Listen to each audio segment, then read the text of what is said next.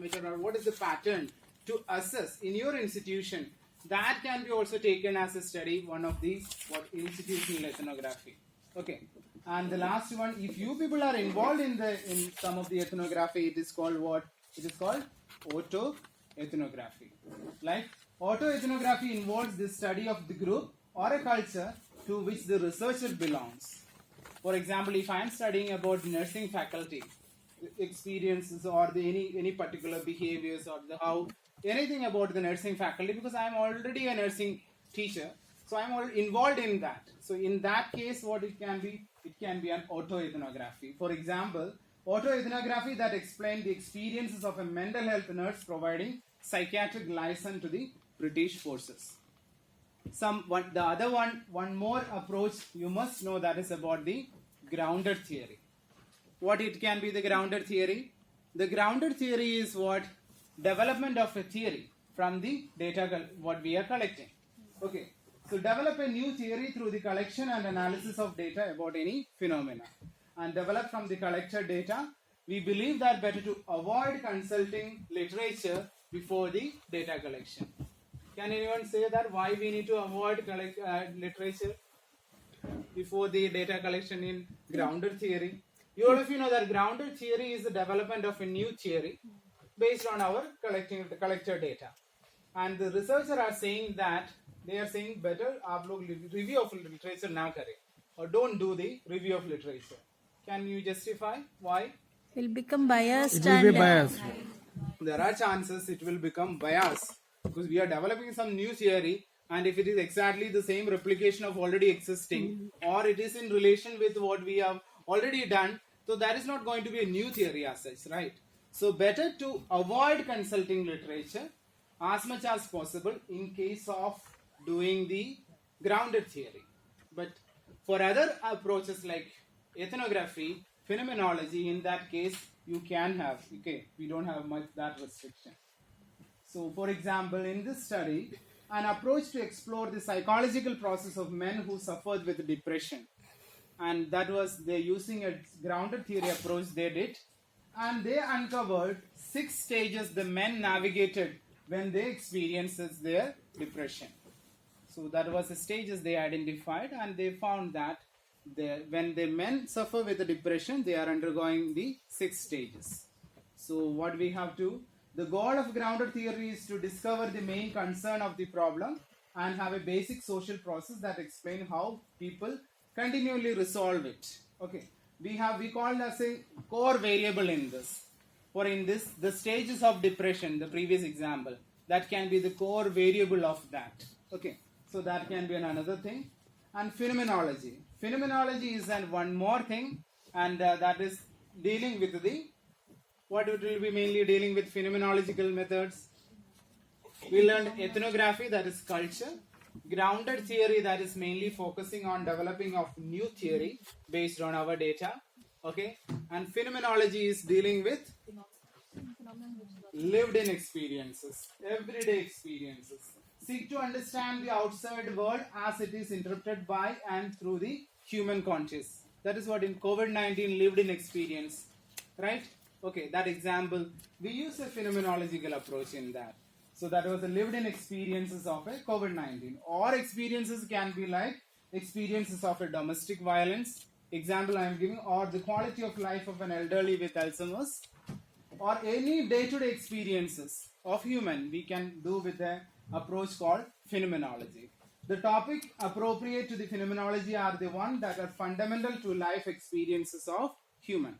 Okay, and the phenomenologists believe that lived experiences give the meaning of each person's for a particular phenomena. How was that living experiences? The final 2 more things are there to remember. That is about the case study. Case study is, it can be a thick description of an individual case study or the in-depth investigation of a single entity. For example, if I got a very rare case of catatonic schizophrenia, okay, in my ward, then I will write a thick description about the detail of that can even I can report that as the case study. Okay, or it can be a single case. Sometime we can write maybe a multiple case study also we can be Right, we can write. And finally, we have narrative analysis. And the narrative analysis is we are writing in the form of a story.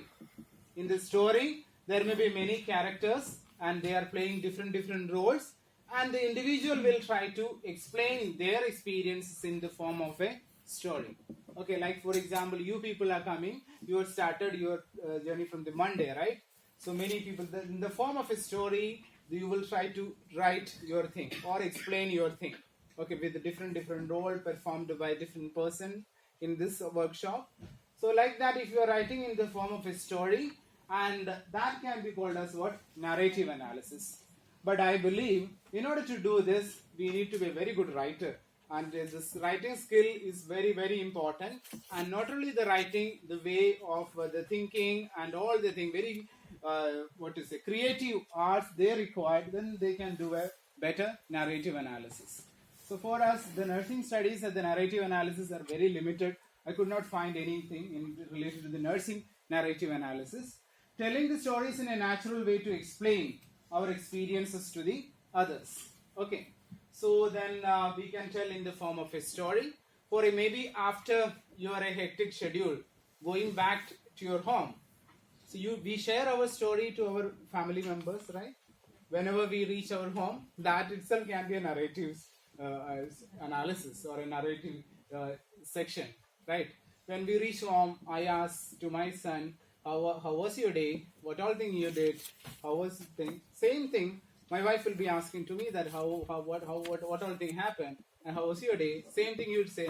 When we ventilate, when we talk about our stories of every day, then how it will help, definitely helping us to relax and all. That is happening. So that is we can call it in the form of a narrative analysis too, telling our everyday stories. So these are the main thing. What we are method, the approaches we have, that is phenomenology, grounded theory, and the ethnography, case studies, and the narrative analysis. But the core of almost all the analysis, that is the thematic analysis. Okay, so the thematic analysis, if you understood, that is the basic step we follow.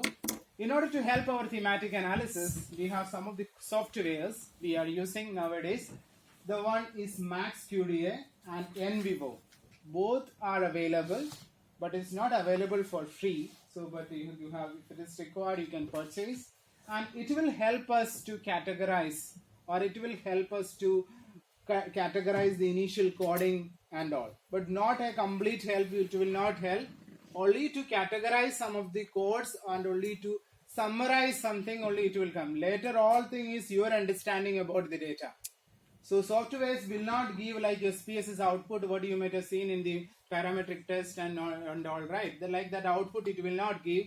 It will give like something like in like this is the major crux or major category only it will give. Later we have to the thing we have to think and understand all the experience or whatever the according to our research questions we have to. Okay, some of the softwares you can download and you can purchase it. It is available in the online platforms. So the purpose was to make you understand what is qualitative research and what are the common approaches or the types which I told you in the beginning. You will be focusing more on the thematic analysis. Now let's take some of the questions.